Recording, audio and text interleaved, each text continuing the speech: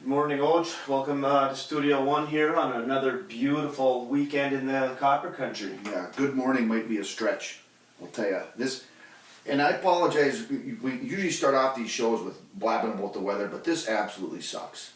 I mean, it is 36 degrees at the lake with mist flying through the air. I don't even know, I didn't see it, there's snow yet, but we're close. It's brutal. You're at 33 here. Yeah, it's miserable. I went outside already this morning and it's unbelievable. Last Sunday I got sunburned.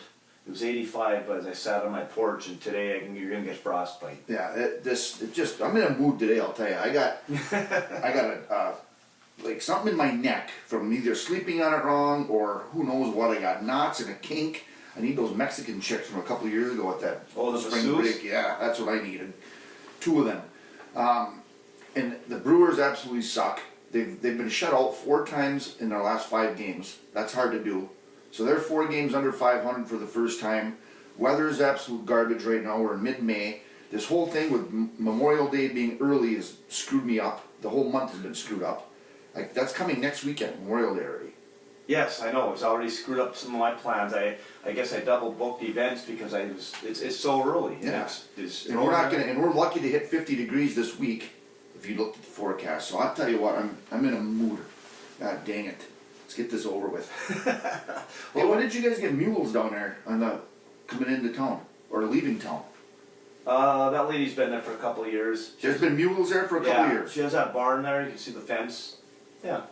No. 2 years? Give or take a little bit, yeah. Jeez, talk about not noticing. I wonder if they're Mammoth Jacks or Percher mules. That's a good question. You can see them in the 4th of July parade because she drives them through the parades every year. You probably have seen them outside of the Partners bar as you watch the Dollar Bay parade. Yeah, we got, what, are they mules or donkeys? I have no idea. I got no idea. No idea. I don't pay that close of attention. Anyway, I deal with enough jackasses on a daily basis. Let's get me out of this mood. Hey, we went to, I got the trip to Baltimore Falls out of Jen's system yesterday. She's been looking to do these falls tours for quite some time, and so we got that done. It was a chillier day, but not bad. Went headed toward Bruce's and the Baltimore Falls, or Okundakun, the official name. They got it signed up. We went and walked in there. It's about a little less than 3 miles round trip. And where is that now? I know it's in relation to the South Branch. North of Bruce's. Okay. So there's like a little hiking trail sign on the right, and then you park on the left as you're heading into Bruce's. Okay. About 5-6 miles north of Bruce's. So we did that, and then from there we got the South Branch out of my system. Took a ride into town, and that was the cool thing about that is it's the first time in years and years, like, I don't know, got to be 30 plus years, the first time that you've been able to get a burger at the bar in town. Oh, really? Yeah. Holy cow, I did not see that on the national news. That should be broadcast a little bit better. Well, they got the kitchen open. The old South Branch, which is down the street, used to be able to, get burgers and whatever there, but the new one now, the new owners, they put some money into that kitchen in the back, and they got a nice little menu. Got a pizza menu, burgers, gyro. You like those, don't you? Yeah, I can get on board with those. Chicken wraps, wings, stuff like that. So good little bar food. Yeah, it was. We had a good time. Ran into some friends up there, and we're down there and stayed probably a little longer than we should, but it was all good. Well, that's good. I never left my chair yesterday. Well, you're a weak man. I am, but yeah, I was tired yesterday. We had a long evening Friday. You packed up early and other people didn't, so we had a long night, but it was fun. Other people didn't. Yeah, it was fun. Good times. You want to start with the NBA? Yeah. Let's get right into it first. We got Game 7 today. Yes. Right? Did you see the development there? Is Gordon out? He's out. How did that change that spread, I wonder? I haven't even looked. I was just watching SportsCenter for 18 times this morning, and I think it was about a 7-point. It was 8 or 9 yesterday, I think. Well, we do have the technology to figure this out. So yeah, Game 7. Let's take a look here before we start spouting off about our thoughts on this game. It is currently 8. Okay. OKC is -8, so the Gordon thing definitely hurts. But we talked about it Friday. I mean, it's going to be it's hard to bet against Jokic I know. in these games. I mean, you can just. I have more confidence in him coming through with 40, 20, and 13 in this game 7 than I do, SGA or whatever the hell his name is, coming up with that big night. And maybe OKC's the youth will come through in this game for him, but I guess I would kind of lean toward taking the points with Denver. I don't know. I think it's a lot of points there. Like you said, Jokic could just go off, and I'm actually probably going to be in my chair watching that this afternoon. Lord knows I won't be able to cutting grass, but it's going to be interesting because I don't know if Denver can blow them out, but I think Denver's could win that game. Yeah. The other side of it would be if it's going to be a blowout, OKC's going to roll them. Right. At home, they just explode, and Denver can't keep up. But and Denver's, the thing with them is they don't have a lot of depth. They don't play a lot of guys. So they do not. And this Gordon kid out, he's Gordon kid. The guy out is going to make it tough on them. So, but good game 7s are always fun. On the other side of things, Pacers, they just do things differently over there. That team is just different. They play fast. They play physical. Like they're pressing up and down the court. And they built that roster around Halliburton, who drives you nuts. But they really have been just cruising here. I mean, it's impressive as hell. And Cleveland was dinged up. They had some injuries, but they made all the plays when they had to. And like I said, Halliburton had big shot after big shot. That one game, they were down 15, 17, something like that. And he went on about a 5-possession streak where he nailed 3-pointers. Yeah, and then what did they have? It was a game 3 when they scored 80 in the first half? Yeah. Set an NBA record or whatever, a playoff record. I mean, they're just built a little differently there. And hey, I don't want to hear stuff about Cleveland either. They had all their guys back at home in that last game. Yes. And got rolled. So, and speaking of the East and not wanting to hear anything from people, I don't want to hear anything from Caskin Flag and Dwayne or Fairfield Garrett or Normal Matt or any of these people that are New England sports fans and in particular Celtic fans. That team is a bunch of frauds. And their style of play, shooting a ridiculous amount of threes, wasting possession after possession, that was hard to watch. And Tatum or not, they were done in that series.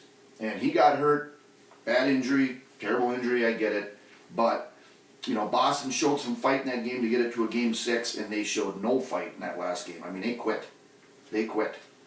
And this is going to annoy the people that you already mentioned, but most overrated player in the NBA? Tatum.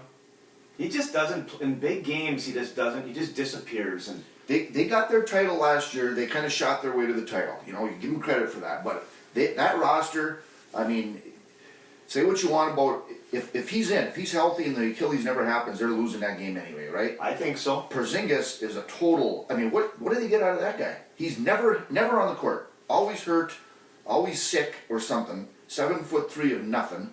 How long is Horford going to be around? They're relying on him. He's 50 years old. I don't know, and that was a disappointing series for those Celtics and the Celtic fans.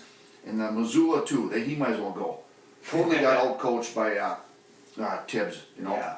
But just launching threes and rotten possession after rotten possession. That one game, maybe we said that 2 weeks ago, but you could not tell if the score wasn't up there and you just walked in and watched. You would have thought Boston was down 10 points the way they were shooting in that fourth quarter.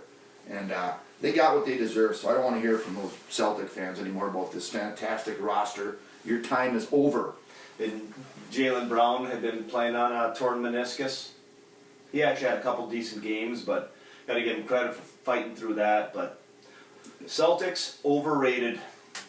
Yeah, and I think it'll be interesting to see what they do with that roster now, because obviously Tatum, he don't come back from these Achilles. It's going to be tough for him. So yeah, it'll be interesting to see what happens with them. But so we'll have. You know who the only person who's going to come back from a torn Achilles and be just as good, if not better? That guy that lives down the road? Yeah, he was here the other night hobbling around. And I thought so too. Yeah. He looks good, by the way. He does. And I'll tell you what, if it was game 7, Steps would have played with that boot on. Yeah, so Knicks Pacers, that should be a heck of a series. It's been a while. I mean, they had some dandies back in our day watching these games, right? When you go back to Reggie Miller and Patrick Ewing, and they had some battles. There were some fun ones. Rick Smits, who else? John Starks. Starks on the other side. What were the two? They weren't brothers, but they were. Davis. Davis brothers. They weren't brothers, but Dale Davis and Antonio. Antonio Davis, yes. Dale Davis, maybe. Good pull. Who was the point guard for the Pacers? Ooh, was it Mark Jackson? Yes, you got it. I always liked him. But he was a Knick too then, wasn't he? Yeah, but I think he was with the Pacers. I think he was. I think he was, yeah. So him, Miller, we're missing a couple people, but yeah, they had some great games, great battles, so that'll be fun. MLB, we got some big news out of there. You already alluded to that the Brewers are actually unwatchable at this point. Oh, they are. I watched the first 4 innings of that game yesterday because it was on TV. That was four innings I watched. I'll never get back in my life. That Tobias Myers, he was a rookie last year, had a hell of a season. Pitched really well in the playoff game when they had to have it, and then this year he starts off on the injured list, oblique or whatever it was. So he comes back and hasn't been very good. He's been just a little off. So they sent him back down because they're getting some of these starters back. Sent him down to the minors and he was pissed. Okay? So now they got to skip a start from Jose Quintana. So they bring him back up on the minors for his start yesterday, which didn't go very well for him. It was batting practice. Yeah. So even the outs were hit hard. That's what I heard. It was actually looked like batting practice. Like everything coming off the bat was like a cannon. Even if they got out, but yeah, they hit them hard. On the other side of that, the Twins have won 13 straight games. I know they sure have. I mean that's pretty dang impressive. And they play again today. They play again today. Do you start betting against them because that streak's got to come to an end? That's maybe take the under in Brewers runs. Is it 0? It's probably 0. Yeah. So they're frustrating. Detroit though, I mean they're still. They had a tough one yesterday. I watched that one too. 2-1 loss. And they gave up 2 in the 9th. Oh, they did? They did, yes. I think they brought in the reliever, again, which drives me bonkers, and he walked a guy, got over. I think they bunted. Oh, I didn't realize that. They gave up 2 in the 9th. But they are actually fun to watch. Even a loss like that, they're still playing baseball the way it should be played. I like watching the Tigers. Yeah, that's the amazing thing is, as well as they're playing, you got the Twins in that division, won 13 in a row, and Cleveland's right there too. Yeah. I mean, that's 3 good teams in there. Not to mention the White Sox. Do you know who Pete Crow Armstrong is? Pete Crow Armstrong? I do not. He was not here Friday night. No. You and I hate to compliment the Chicago Cubs. They are playing well. They're hitting the hell on the ball. Yeah, he's the guy, the young guy, 23, 24 years old. He came over them on one of the trades the last couple of years before the trade deadline. That dude is impressive. Young, he's fast. He's got like 12 homers right now. Cubs are actually playing really well. Yeah, they're hitting the hell out of the ball. So I bet you Kevin from the high rent district is really probably fired has his up. stuff out. I'm sure he does. Jerseys, sweats, beer sales are up. Yeah, he's as happy as he's been in years for sure. Cubbies are playing good ball. Well, I think the big news coming out of Major League Baseball is Pete Rose and Shoeless Joe. We kind of figured this was going to happen. They're now eligible for the Hall of Fame. They've removed the lifetime ban. And I heard a couple pundits talking about this. Well, if it's a lifetime ban, once you die, is the ban over? What is the commissioner's name? Manfred? Rob Manfred. I mean, to me, this just comes across so chicken shit. Well, if you're gonna argue the lifetime ban and he's now dead, what about Shoeless Joe? He's been dead for a couple weeks. I mean, Pete Rose, I mean, the guy, he didn't help himself over the years. You know, he was kind of a dick to everybody. But I mean, come on, this should have been taken care of a long time ago. I don't think it's a good look for MLB waiting, and now, I mean, he's barely been planted, and now they're allowing this to. They used him, you know, where was the MLB bans on Pete Rose when they had the celebration in Cincinnati for the Big Red Machine, and they brought him back to sign autographs and brought him back into the ballpark so the MLB could make some money off him then, right? We didn't have to keep Pete outside in the parking lot when that was going on. The MLB needed him. And other situations like that. I think the Phillies had a celebration You know, they're not winning without Pete Rose back in the day. And, well, yeah, he's okay there, but no, we're not going to allow him into that Hall of Fame. Well, and you talked about that, like the autograph thing. I sent that text the other day. They had the thing about where he was always signing autographs. And I don't know if I remember, I told you that when we would go to Vegas, say at the Luxor, and there's a connection to those other hotels. And I saw him. They have like an article on Twitter the other day about how he was always like set up camp between the Luxor and Mandalay Bay, and would be autographs, photos, and stuff. And we were there one time, and he was set up doing that. I didn't go get one, but why? I had a blackjack table to get to. But yeah, he was there. I did see him. And I don't even think, I think that was kind of like before like the big nice cell phone things. Like you didn't, if you had a picture phone, it was like a flip phone or something. This was quite some years ago. But I did see him signing that, and then they had the article on it. I mean, the one thing that, like, he never bet on, he didn't bet on his team to lose, you know, so, right. Not that, I guess it does make it better, you know, but he didn't help himself by any means. It's not a good look as far as I'm concerned from MLB, and that clown show at the Hall of Fame, they can stick it to, so I don't know.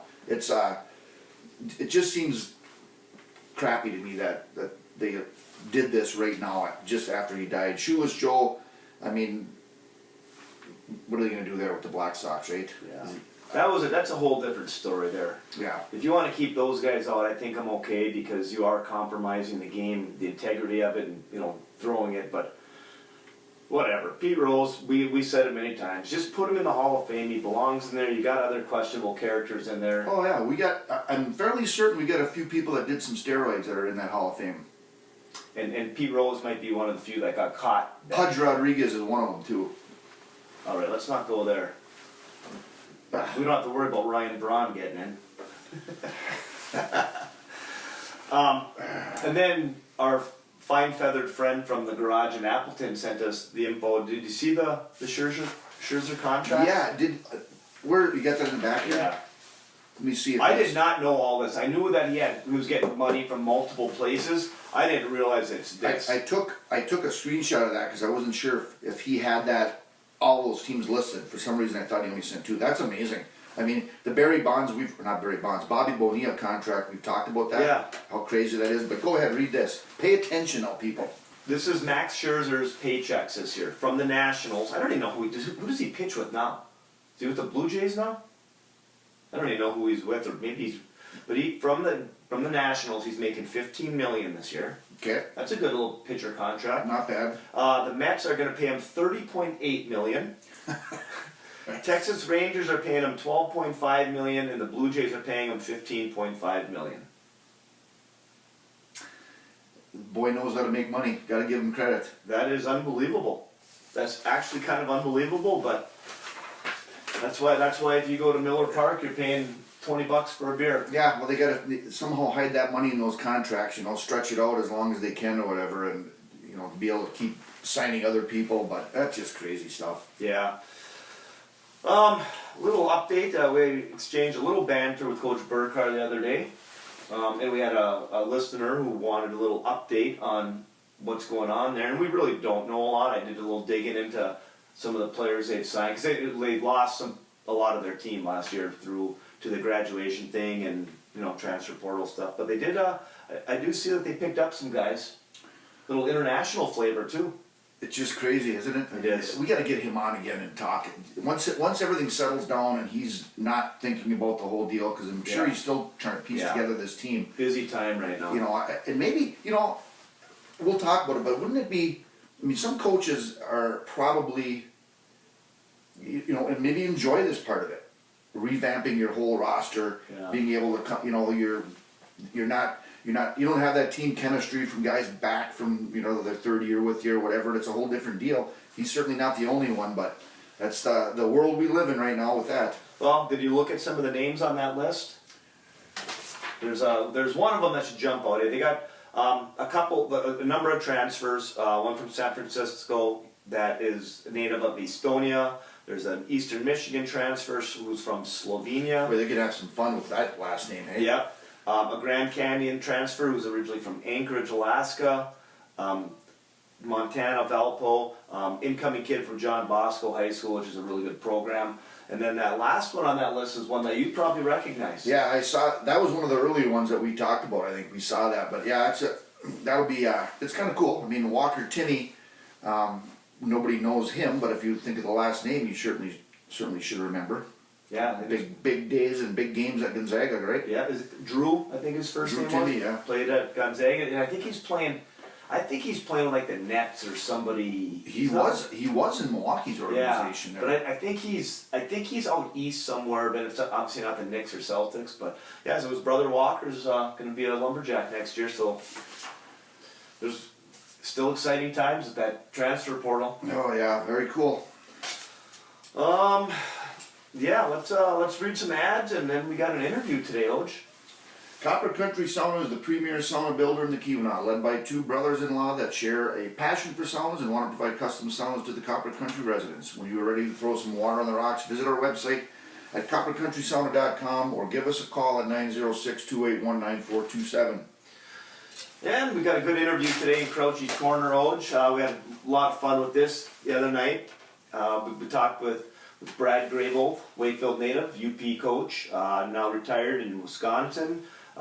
We've known him for quite some time. I've known him for a lot of years. Just kind of went through and chronicled his coaching career and maybe a little bit about his golf game. Yeah, that was fun. Good to talk to him again.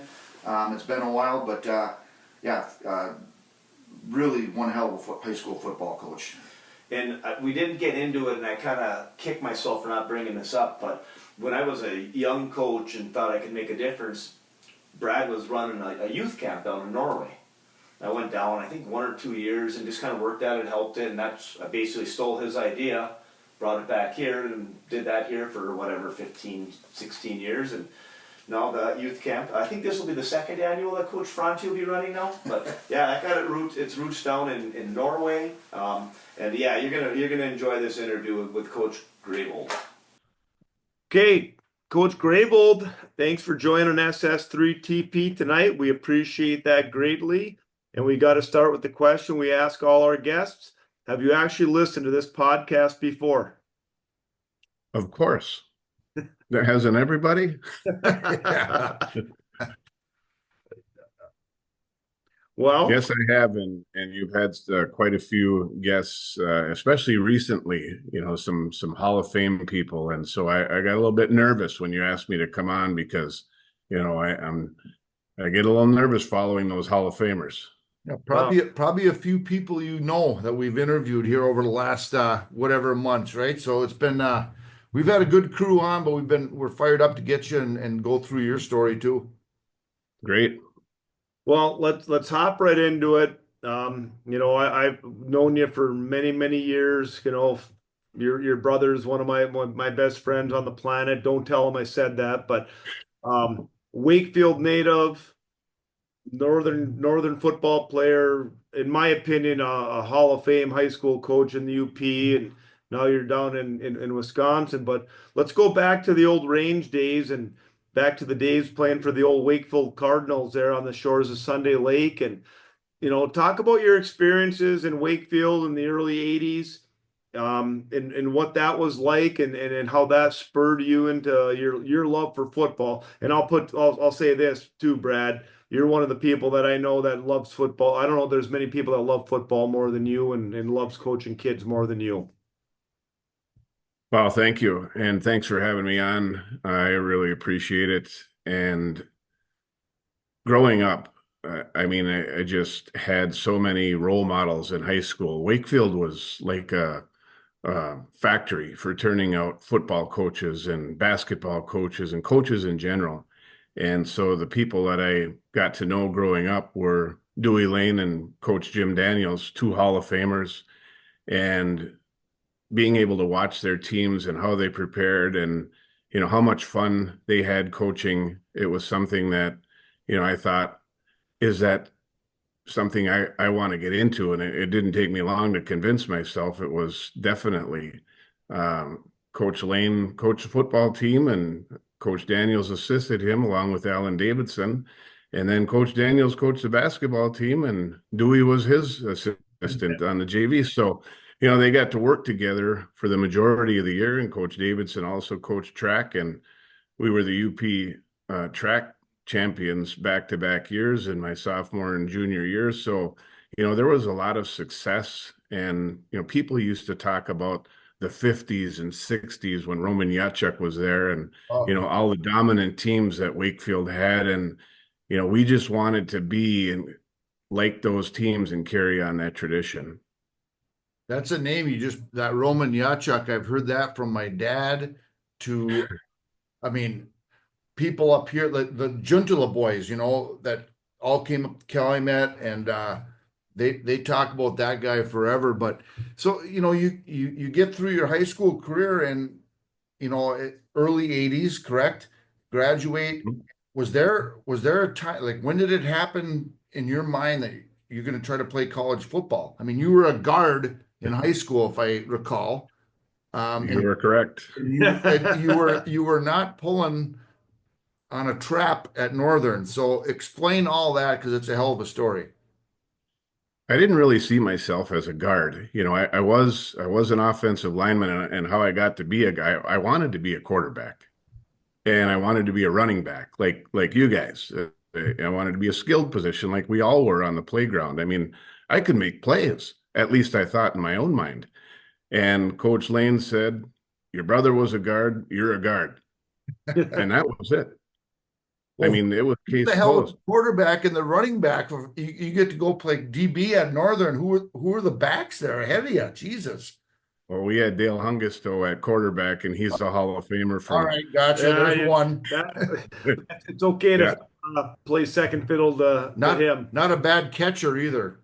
Yeah, and we had a stable of running backs, so they didn't really need me back there, but he said he needed me on the offensive line, and I think it was more about a toughness standpoint, kind of setting the tone standpoint, because I was going to take on guys that were a lot bigger than I was at 5'11", 151 pounds, which, it kind of, I think we'll touch on this later on, but it kind of carried over into my coaching career then, and the types of players that I looked for on the offensive line. So that was it. I was a guard, and when you asked about when did that occur, I remember sitting in science class, and our teacher was asking us, what we were planning on doing. I think it was about March or April of that year, and I guess we should have our mind made up by then when we're seniors, knowing what we're going to do the next year.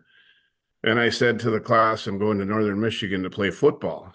And half the class, I think they kind of chuckled, and the other half of the class, they didn't really know what to say. And my teacher, I don't think he knew what to say, but my future father-in-law, I remember him saying, you're just going to get up there and get smashed. And there was no question in my mind that I was going to play there. And that night, Bobby Jurison happened to be in the Holiday store in Wakefield. And I didn't know what to say to him, because, he was Bobby Jurison, Mr. Everything. And he was a big guy. And I remember when he played in high school against my brother John, and, how good of a high school player he was. But he was up at Northern and doing very well. And I said, hey, Bobby, I don't know if you know me or not, but I plan on coming to play football at Northern. And he said, great. And that's all the encouragement I needed. He was a great teammate. He had a great career in the Canadian Football League, and was one of those guys from the western end of the UP that, made it. So I thought, if he can do it, I can do it. But I just had to change positions. You weren't blocking Bobby Jurison. No. And they sent out a letter to say to report to camp. What I didn't know was that all of the scholarship guys and everybody that was returning reported 2 weeks earlier. So I thought we had to really make the team. They gave us a conditioning schedule to do over the summer. And so one of the parts was a 12-minute run. And I had it set in my mind that running around Sunday Lake, there was no doubt I was going to get up there and do well in the 12-minute run. And I ended up lapping some guys when the walk-ons reported 2 weeks later, but everybody made the team. So, I put in all that work and I thought, you know what, everybody made the team, but that's okay. Because at that time we had, I think, 105, maybe 110 guys on the team and so many Upers and guys that I had played against. And some of them were also walk-ons. So being a walk-on was another chip on my shoulder. I just wanted to show them that I could make it. Well, we'll talk about that experience there. You went through the days with Northern where they were very successful. There's some pretty good players there, and you got to be on those teams and play with those guys. But talk about that story of your playing days at Northern. So we were following some great tradition. I mean, they had won the national championship in 1975. We had heard about the Mariucci's and the Bertoldis and, all of the guys that had played there. And when I got there, they were very competitive. I mean, we used to play Eastern Illinois, Western Illinois, Central Michigan, Northern Iowa, North Dakota State, North Dakota. I mean, the schedule was pretty strong. So if you made it through our schedule and made it into the playoffs, you were going to be in pretty good shape. But in my freshman and sophomore year, they didn't make the playoffs, but they were right there. And then in my redshirt freshman and freshman year, my true sophomore year, we started out the season with UTEP. I thought, why are we going to UTEP? And I got to travel on that trip and play in the Sun Bowl, which was almost better than anything that I could imagine. I mean, we were in the Sun Bowl and I was on the turf and playing football. But that season we finished 5-5. And not too long after the season, somebody came to Northern that changed the entire culture of our team. And that was Buck Nystrom. And when Buck rolled into town during spring ball, everything changed in a heartbeat. So by assembling the staff that he did, Coach Cranky with Mark Marana and Randy Zimmerman and Buck Nystrom and Jimmy Driscoll, I mean, we just were loaded with coaching talent, and we were loaded with player talent too. We had Chuck Klingbeil and Jerry Woods and Steve Avery and Rick Pop at quarterback. I mean, I think we started out of 22 guys, 13 or 14 Upers, and Kenny Klein was on my side, it was known as the weak side because the weak side of the formation, but we kind of considered ourselves a little bit of the tough side. So that year, we ended up being number 1 in the country and going to the national semifinals, losing to Portland State out at Portland by 6 points. But it was an experience What year was that that? I'll never forget. What's that? What year was that again? That was the last year that NMU made the playoffs in 1987. Okay. Boy, that's a hell of a, I mean, I didn't realize the coaching tree there. That's impressive. And obviously Buck, coming in, everybody, that's a hell of a story right there. I did not realize the crew you had coaching. That's awesome. You got to remember, Brad, he went to Point. Well, I'll tell you what, the UW schools had some pretty strong teams going through those years too. Yeah.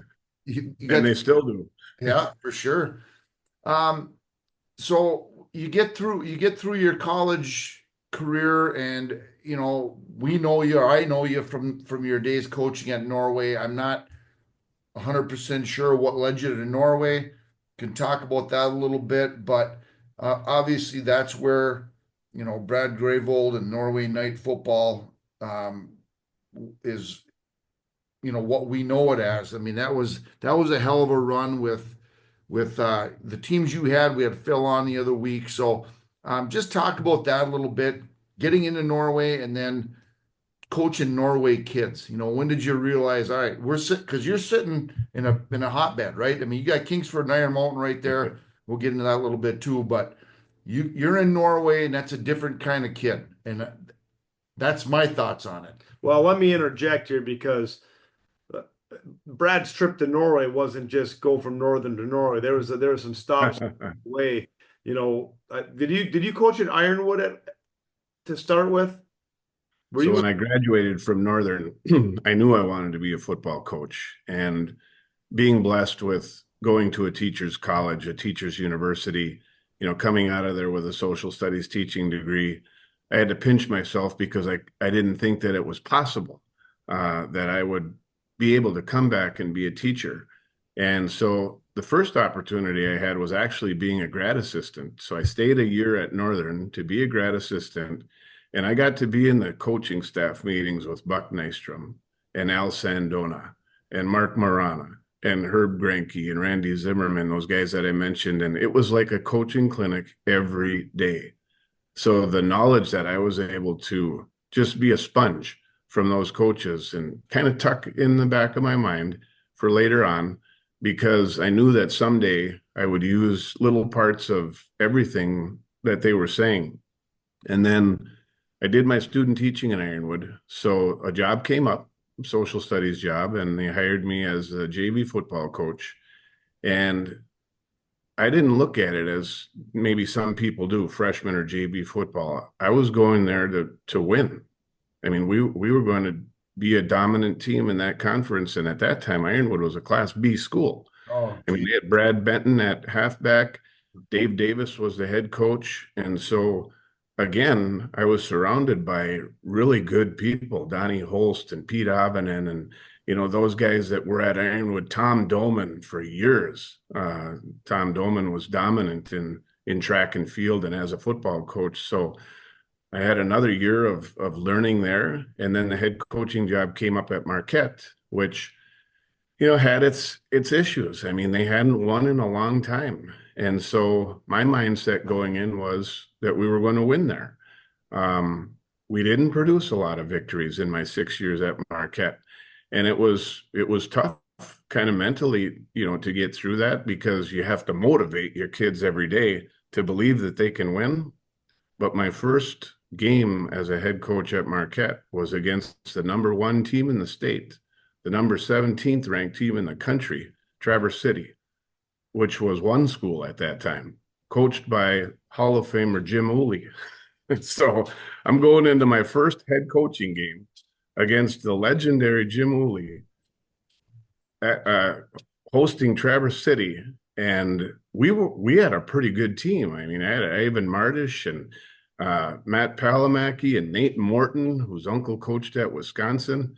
I mean, these guys were pretty good athletes. So we finished that year 4-5, but we beat Menominee, and we beat a really good Gwynn team when they were Class B, and we just had some pretty good talent there.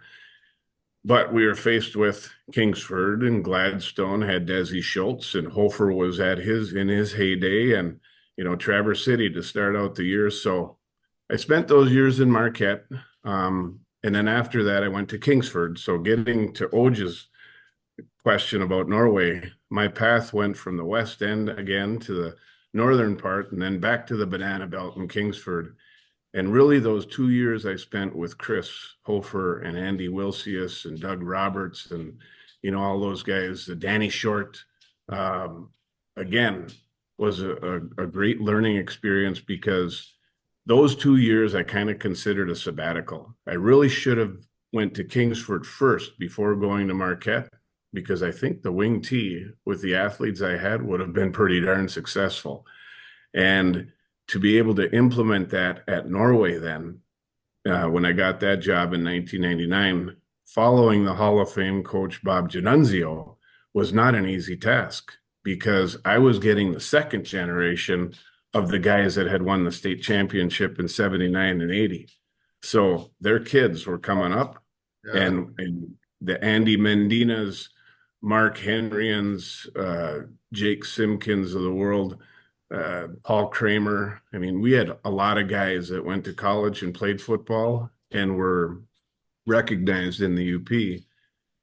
And we were fortunate enough to, make the playoffs several times and go to the state semifinals twice. So, I thought we had a pretty good run there. Well, there's no question about it. I mean, I guess I've known you. I remember when you were coaching at Marquette and then with Hove and then to Norway. And I remember watching a number of your games over the years, and some of those names you mentioned and some of those games that you played. And I love the fact that you guys would play on Saturday afternoon sometimes. That's you got big points with me for that. But talk about some games in those years when you had some of those talented players? Because you had some epic battles with Ishpeming, Traverse City, St. Francis. What are some of the games you take away from your time at Norway? The Saturday games they were special because in Wakefield we played Saturday games. Oh yeah. And I said, if I ever get an opportunity to play Saturday games, the other team's going to travel down to our house. And no one wanted to come and play in that hot bowl on Saturday afternoons. So I liked it because it gave me a chance to go scouting on Friday nights. See, this is And why I knew everybody in the world was coming to watch us on Saturday, but I really didn't care because they were going to see trap, sweep, and boot about a million times until they couldn't take it anymore. That's the way our guys played. So, you know, we had a very talented team in 2000 and 2001 with Tony Mendina and Billy Harrison. You know, those guys they hadn't been to the playoffs in several years. So making the playoffs in the year 2000 was big. In 2001, we not only made the playoffs, but we beat Iron Mountain, which hadn't been done in several years at Norway in any capacity, let alone in the playoffs. And then in 2002, which a lot of people thought we were going to be down, we went down to Stevenson. So you mentioned some of the teams that were talented at that time. Chad Brandt had some loaded teams in Stevenson, Mike Baruti and Iron River at West Iron County, Kingsford, Iron Mountain. I mean, right down the border of the UP in Wisconsin, every one of those teams, and Billy Santilli at Forest Park were just so talented. But we went down to Stevenson, and they were heavily favored in that game, and we held them to negative 17 yards rushing. And it was a defensive script. I mean, our guys couldn't have played better defensively, and we put enough points on the board to win. The next week, we had to travel to St. Ignace, so we were road warriors. We went and beat St. Ignace at St. Ignace, which was almost unheard of. Then we had Traverse City St. Francis come up to the Dome and say they wanted to play us on a Friday night, and that gave us one less day to prepare. But we didn't bring up anything about private schools or, you know, recruiting or anything like that. We just thought if we hit them hard enough, we're going to win. And we beat them. We beat them that year, and we beat them in 2006. So we were one of the few UP teams that had taken care of Traverse City St. Francis and kind of, you know, wiped out that myth that you couldn't beat these talented private schools. Yeah, you know, that's I just look back, we could kind of mention it, but I mean, man, you talk about when you're coaching and your best teams in those mid 2000s, whatever it is, and Kingsford is rolling, Iron Mountains from Wender and into Bods, Crystal Falls and North Dickinson. I mean, you got two neighboring counties right there. That was some damn good football. I mean, that was a heart of football in the UP in that time. I mean, it's, you know, the other two were smaller schools, but man, great players, and you didn't always play each other, right? But still, that's a hell of a group of football kids that you guys had in those two counties during that stretch. You could have had a UP All-Star game right there, just in those schools. I mean, easily. There was the enrollment was up. You know, everybody seemed to have pretty good employment.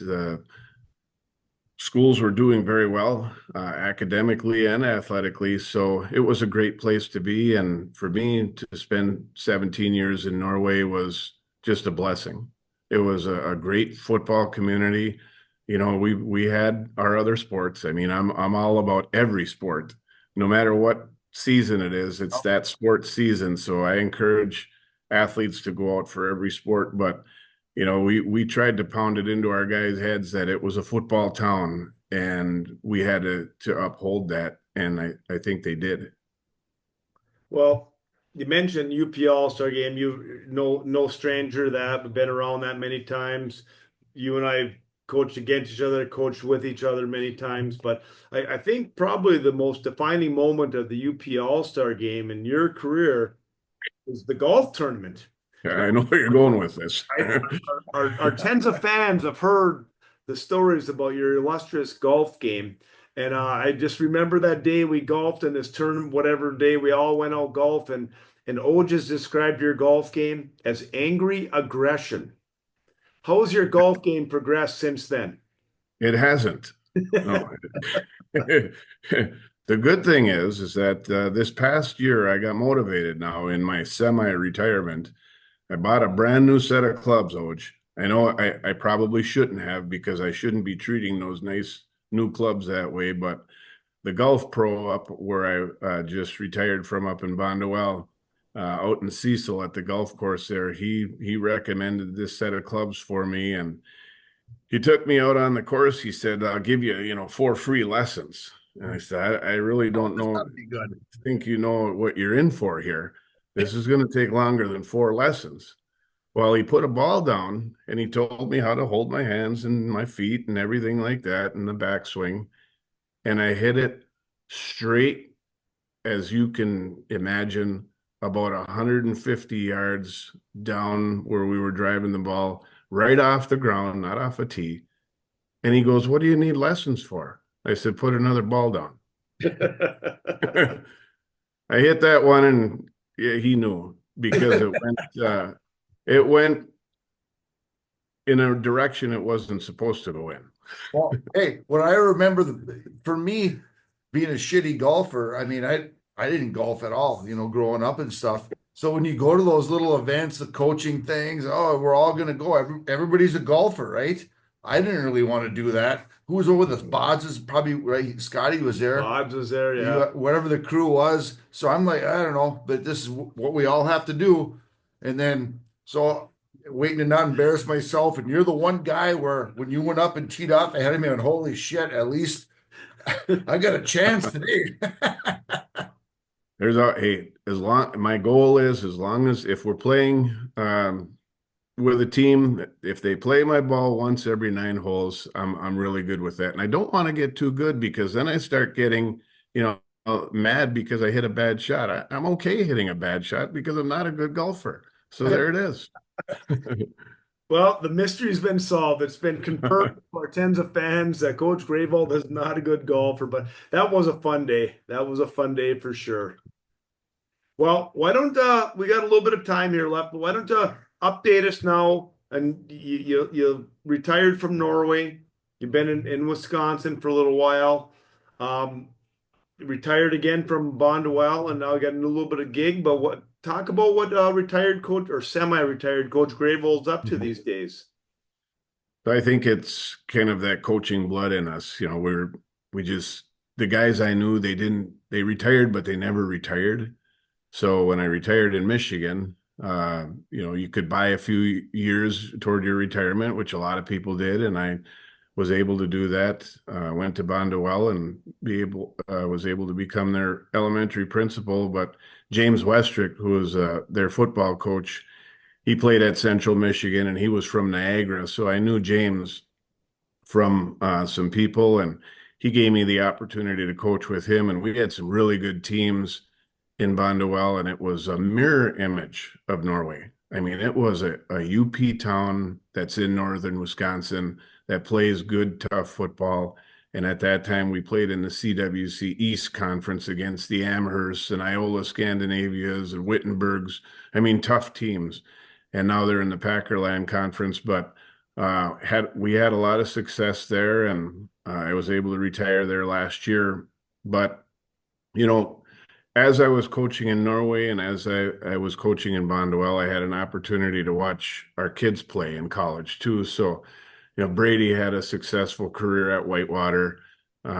Bailey played at Lakeland and got her teaching degree from Lakeland University. And then Britta played basketball at the Milwaukee School of Engineering. And now she makes more than I did in my first 20 years of teaching, being in the designing software and the user experience. That's what they call her degree. So by crisscrossing across the state of Wisconsin, we knew that our kids were going to be settling in this area west of Milwaukee.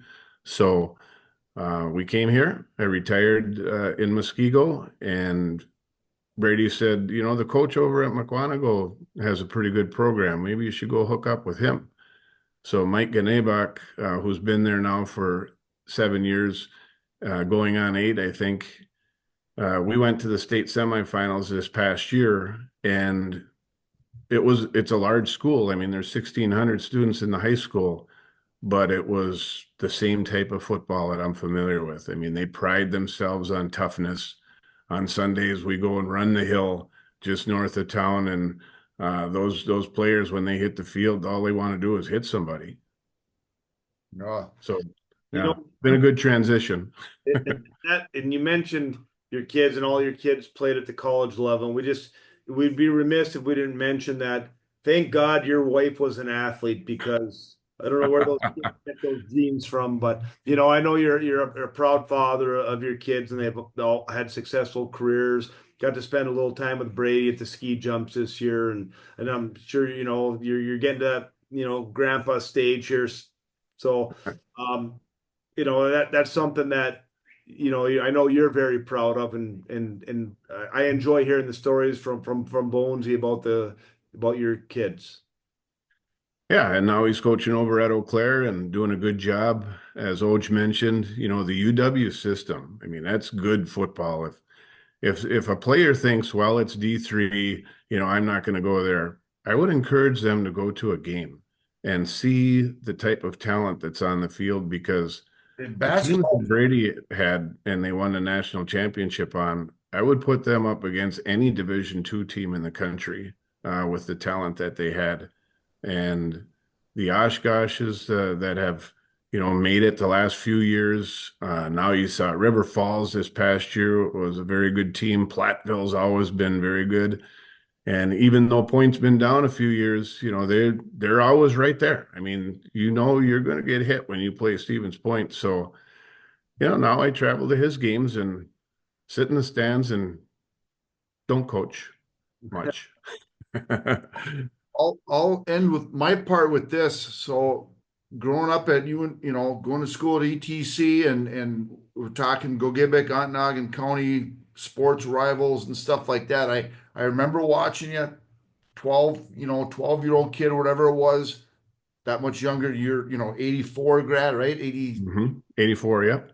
football, basketball in the gym, Wakefield. I mean, we hated them, right?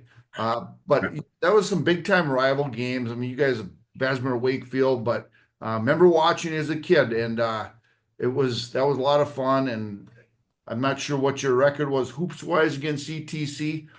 Might have had some success football wise, but I'm sure Whitey nailed you a time or two. So, oh, he was a little older though, yeah. But anyway, Yeah. He stuff. was a little bit older, but Coach Cottle had a great program. And again, on that whole western end, I mean, we had Pat Gallina, we had Tom Cottle, we had coaches that we looked at that were just role models for us. And it was always going to be a battle. Our hoops record actually was pretty good against Ewan. He had some teams that we were able to get the upper hand on, but Andy was a little bit younger then too. But I remember going up to Hubble, playing on when the teams used to play on the Hubble field, and one of the classic battles in 1979 was between Wakefield and Lakeland and Hubble, and that game came. It was a game. They call it a game of inches, right? That game was won at the goal line. I think his name was Rod Westerberg. Is that his name? Yeah, he was the halfback that plunged it in, and there was just so many good teams. And I say this to my kids all the time. I wish you could have seen the West End as it was, I do. because they can't see that now. I've mentioned on the podcast, my kids, I mean, think of Ontonagon. I mean, what they were, the size of those schools and everything. It's not what it was, but back in the day, it was something. It was. I mean, you had to run that gauntlet in order to try to make it in the playoffs, or if you came out of there in basketball. So, watching guys like Dave Bessinen and Jimmy Soboleski over at Ironwood Catholic, and some of the talent that those teams had, it was unreal. Then that's why we're doing this pod, Coach Grayvold, is try to recap capture a lot of that spirit, especially in the UP. Like I said, I know with the kids in our area, they don't understand what the West End was like. I know in you're a little bit older than I am, but it was a gauntlet for us in those days with Wakefield, Bessemer. It was good football, great rivalries, and the best part about it is a lot of great friendships have come out of this. No question. When we considered ourselves rivals in high school, the people from Bessemer and Ironwood and Hurley, Hurley was in our conference in the Gogebic Range Conference. So we were in two conferences, the Great Western Conference and the Gogebic Range Conference. So to include Hurley in that, but we were rivals in school, but now, over the last many years, I've run into guys from each of those communities, and we just share old times. It brings back a lot of great memories because at that time, we were in the heat of battle, but it just was something special to be a part of. For sure. Yeah, well, we brought some of it back tonight too, for sure. So thank you again. Yeah, we appreciate you coming on. Always good to talk to you. I got to catch up with you soon and maybe play a quick 18 holes. That won't be quick, so just schedule yourself in some extra time. You and I in a cart. That'd be good for 18. Perfect. Thanks, Coach.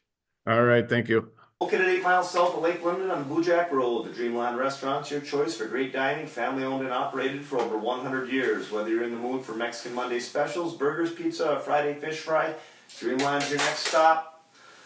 Listener questions? Yeah, we've got 3 or 4. Yeah, Some good ones too.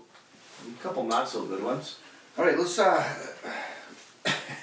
start out with question number 1. The old Leroy Puskinen is back. The big puss. It's been a while since we heard from him, and he's thrown some stats at us here. I wonder if he's trying to make a point. I almost feel like he's taking a dig at you personally, but... So he mentions that this is somewhat of a slow time in the sports world. Please comment on the following stats and discuss your thoughts on the best NFL running back of all time. Craziest stat ever. Most touchdown in NFL history of 10 plus yards, Barry Sanders 51. 15 plus yards, Barry Sanders 41. 20 plus yards, Barry Sanders 30. 25 plus yards, Barry Sanders 27. 30 plus yards, Barry Sanders 23. The greatest of all time, Barry Sanders, the big puss. Well, he forgot one stat here I'd like to throw at him. I knew you'd have a comeback. What is the stat 1,114 media? 1,114? Mm-hmm. Anything? Is that how many times you've argued with people about who's better between Emmett and Barry? No. Want to know? Well, give me one more guess. That is number of touchdowns? Nope. Darn. Once again, 1,114 yards. That is the record for most yards lost by a running back in NFL history. That good comeback. Do you want to know who that would be? I'm guessing it would be That would be Barry Sanders.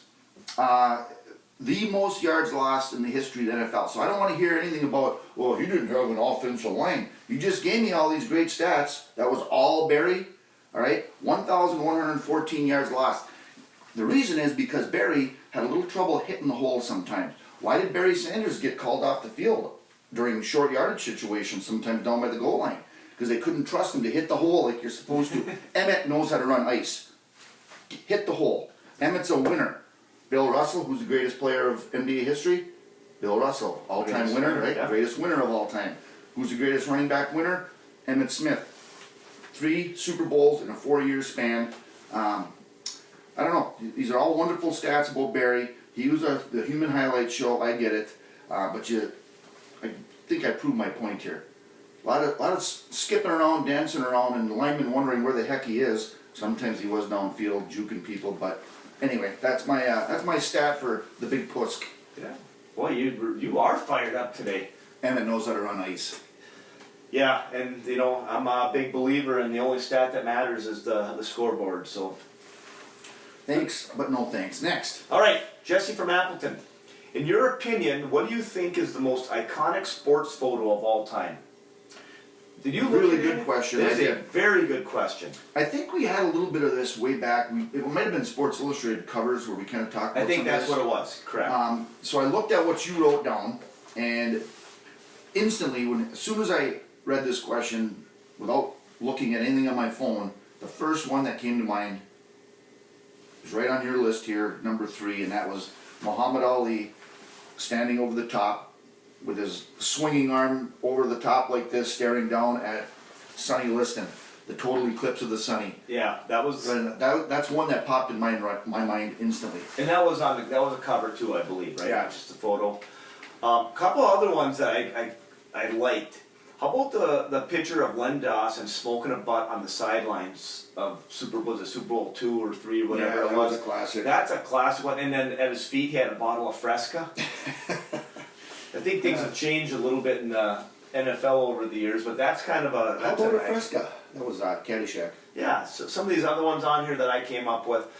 Pete Rose diving headfirst into third base with Mike Schmidt catching. I saw that one.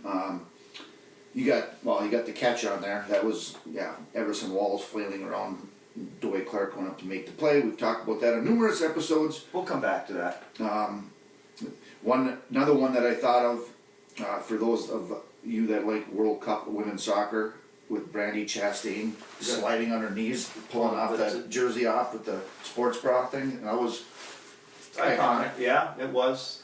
A couple other ones I threw out here, Oj. What about the Lou Gehrig giving the speech about the luckiest man on the earth or whatever? 2,130 were his streak of games played, right? Yeah. Iron Horse. The old, the funny, not funny, but the old school, all the microphones taped to the stand, and Yeah. that was a good one. A couple Michael Jordan ones, the push off over Byron Russell. There's that picture from behind him with him making that last shot, or him hugging the trophy when he won the first one. Yep, no doubt. How about this one? That was a good one too. That one Is should that be Jerry on Kramer? I think or so. Forrest Gregg, one of those guys I think that's Jerry Kramer. carrying Lombardi off Yeah, the field. that's a good one too. Like that's one that you could frame and put in your office. We got some hockey fans here. You got it. This one's got to be up there. Miracle. Nope. Oh, that one too. Yeah, Bobby Orr Orr. scoring that when he's just like Superman out Yeah. on the ice there. And then Miracle with all the team on the ice has always been a good one. But if I got to pick one that's the most iconic, just because of the impact it had and all that, and it's not just to take a dig at you, but the photo of the catch. I mean, with Dwight Clark extended and just the ramifications of that. Well, I ain't taking that one. I know you're not. That's probably the worst day of your life. Muhammad Ali standing over Sonny Liston. That's mine. Those are all good ones, and that's actually a really good question from Jesse. Shocking. Heck yeah. You got this one. All right, Normal Matthew. How will Bill Belichick's relationship affect his legacy? Let's start with that. It won't. I don't care. I don't think so either. I couldn't care less about with his girlfriend. I mean- Why is this an issue? He's 24, 27 years old. Yeah, it's a little odd, whatever. But I think he's a smart enough dude to not allow this to affect his. I mean, you know, the whole thing with North Carolina. There was a rumor that she was banned from the Carolina practices. Maybe she does got to shut her mouth a little bit or quit doing whatever. But I don't think so. I trust in him to not allow that whole thing to affect, his coaching. Hey, true love will always find a way, and love will conquer all. I could not care one bit about Belichick's girlfriend. Like I'm starting to get annoyed because it's in the news all the time and has nothing to do with anything. What? I don't even know what that. What's her name? Do you know? No. I'm sorry for bringing it up. You're getting a little, Yeah, a I little said tense right it now. annoys me. In the second part of this question, I'm getting a thing in my neck now. he's in a mood. Who would win a fight to the death? 100 men randomly selected across the globe with no time to prep or plan versus an angry silverback gorilla that is hungry and in mating season. That's a key part of that. Well, first of all, No, it is not a key part. well, I think it is. I mean, if they're random, so no time to prep, so there's no weapons, right? So you had 100. The only chance I think they would have would be kind of like that scene in Thrones when Ramsay Bolton's crew were coming down on Jon Snow and on that bunch, right? They were just squeezing them in, but they had all the spears and stuff. and swords. I don't think 100 could do it. I think if you ever saw these damn things, I mean, it's like King Kong. Well, I mean, there's 100 of them. Random selection too. Yeah. You're gonna have at least 50 total turds out there, right? You're gonna have, if you got a couple people that are willing to sacrifice for the greater cause, maybe you get 2 guys in each and just dive on the legs and keep them in spot, and then get somebody coming and Jimmy Superfly snook at them and maybe keep them up. You have to get them down. You got to get them down, yeah. So I don't know.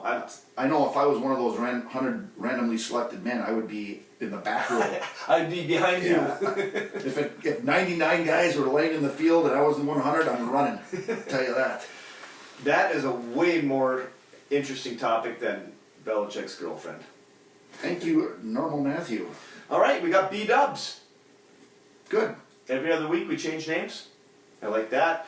She says, I started rewatching the show Coach for the second or third time around. With both your experiences as coaches, would you say that the show accurately depicts the frustrations, emotional ups and downs, and the occasional humor in coaching? Believe it or not, this is going to have to be all you here. I shouldn't say I was not a fan. I was not a consistent watcher of that show. I've seen episodes, but it was not ever a show that, hey, it's on Tuesday at 8 o'clock, that's what I'm doing. I never did get into it that much. What era was that even?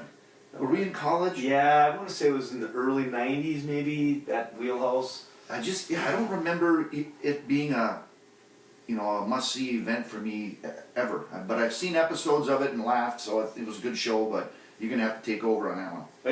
I wasn't dedicated to it, but if it was on, I'd watch it. Craig T. Nelson did a great job, and his 2 assistant coaches were hilarious. Dauber and Luther. Just kind of couldn't get in their way. So I don't know if that is really accurate. For sure, it does bring up some situations that as coaches you deal with. But yeah, those 2, it was really written well because Craig T. Nelson is the serious guy that gets stressed out, and Luther's tripping over his own Dauber. Defensive coordinator, special teams coach. Yeah, and yeah, the stuff that they got into was it was a funny show. I don't know if it accurately depicts it. For sure, some moments that you deal with. And she's watching this for the second or third time. I gotta be honest. I might do a little search to see if I have it and I can find it somewhere. It's just one of those shows you can put on while you're doing other things. It makes you chuckle. So good question, D-dubs. All right. Are we doing the ad before the listen to the lyrics today? Yeah, I guess that's the way we got to do it now. That whole listen to the lyric thing too with the. Yeah. Anyway. All right. Are we ready? Are you ready? This is your big moment. Listen to the Lyrics is brought to you by Keweenaw Auto Body, located on Pine Street in Calumet. Quality collision and body repair since 1966. Stop by anytime, Monday through Friday, for a free estimate, or give them a call at 906-337-1203. All right. We got to be on like the last couple pages here. Look at this. Two left. With that being said, we are way overdue for another Waylon song. It's been a while. So, Waymore was a nickname given to Waylon for his excessive personality and always wanting to do way more, or a lot more, than he probably should have been doing at the time. Waylon had some issues. Yep. So came his self-titled song, Waymore's Blues, which Waylon described as a song written about a concept. Which Waylon said is a song written without a concept. His wife, Jessie Coulter, asked how he could write a song without a concept, and thought that it was about Jimmy Rogers. Waylon responded by saying it's about Jimmy Rogers and this and that and the other thing, whatever that means. But one of the lines in this song, every woman I see looks like a place I came in, is open to interpretation. Now I have my own theory on that. Family show. Anyway, enjoy the Waylon song about Jimmy Rogers and this and that and the other thing, Waymore's Blues. Okay, Oj, that's going to bring episode 102 to a wrap here. Closing things up in Studio 1 today. We had some questions on Friday night. Is the garage Studio 1A or 1B? I really don't know. Because like at Studio, we have Studio 2 and then we have the upper deck lounge and studio too in your Yeah. place, but 4 studios? yeah, I guess. But we aren't using the one on the deck today. No, or nor would it be in that garage. Yeah. About, might hit 50 in there. Yeah, so we're back in the friendly confines here of Studio 1, closing out back in a couple weeks. Got some more interviews lined up. Remember the Yes. one we talked about the other day? Yes. I got that phone number, so I'll be on it. Nice. Yeah, sometime this week we should get another one taken care of. That'll be good. You haven't given us an update on the Sunday menu in a while. That was supposed to be a thing, eh? Yeah. Or it was for a while. Today's shepherd's pie. Today's, yeah, I did that once. I think we're doing those, I probably don't even call them the right thing. Is it like porcupine meatballs? They're like, I think you put minute rice in them, red sauce with mashed potatoes. I have no idea what that is, but what time are we eating? Sounds good. Yeah, well, I'm not in charge of any of this today. That's all Jenny, because I'm not making the meatballs or doing anything with the Idaho potatoes. So that's what we got going though. Okay. Make sure you're following us on. We got Facebook, Twitter, Instagram, TikTok. Make sure you're following, liking all that stuff, and hopefully the weather takes a turn for the warmer real soon, because this is rotten. Yeah, we got exciting things coming up Memorial Day weekend here too, so we'll be having to wear the Carhartts and Chooks again probably. See you, Oj. Talk to you later, Crouchy.